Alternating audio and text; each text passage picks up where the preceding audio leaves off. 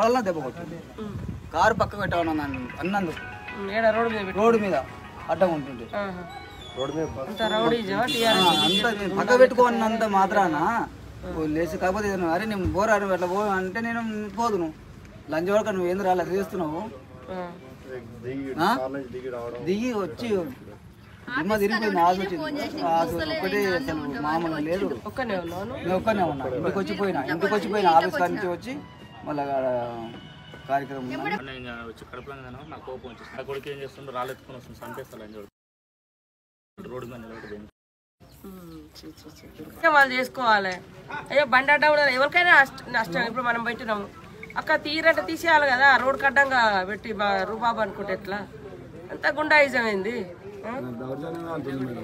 నిన్ననేమో మా మహిళా అభ్యర్థి స్రవంతిని ఆరోపణలు ఇంత ఘోరం. అడుక్కోండి, కాళ్ళు కడుగురు, కాళ్ళు మొక్కురు, ఏదో చేయరు అడుక్కోవాలి. కానీ బెదిరించి కొడితే ఓట్లు పడతాయి అనుకుంటే ఎట్లా?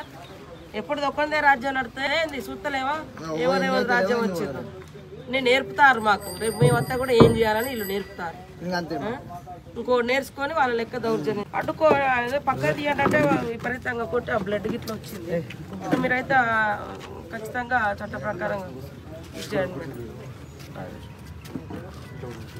ఇప్పుడు రోడ్ల మీద సరే మీటింగ్లు అవుతాయి అంటే ఆపితే ఏదో కొద్దిగా పక్కా తీయండి అని అన్నట్టు మాజీ సర్పంచ్ వచ్చి ఆయన ముఖం అంతా వాసింది బ్లడ్.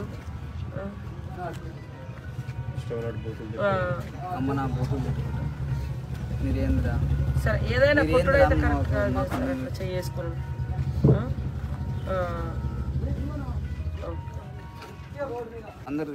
అట్లా కొట్టచ్చా అమ్మ? ఎవరి ఇష్టం వాళ్ళు. న్యాయంగా జరగాల్సిందే. కాబట్టి జగన్ కు జరిగినటువంటి అన్యాయం మీద జగన్ కొట్టిన ఘటనలో తప్పకుండా పసునూరు మాజీ సర్పంచ్ ఆయన కొడుకు మీద శిక్షించాలని, కేసులు పెట్టాలని ఈ సందర్భంగా డిమాండ్ చేస్తాము. హాయ్ ఫ్రెండ్స్, మా టుడే టుమారో యూట్యూబ్ ఛానల్ చూస్తున్నందుకు చాలా థ్యాంక్స్. మరిన్ని లేటెస్ట్ వీడియోస్ కోసం వెంటనే సబ్స్క్రైబ్ చేయండి. అలాగే ఈ బెల్ ని కూడా రింగ్ చేసేయండి. మా నోటిఫికేషన్స్ అన్ని మీ మొబైల్లో వస్తాయి.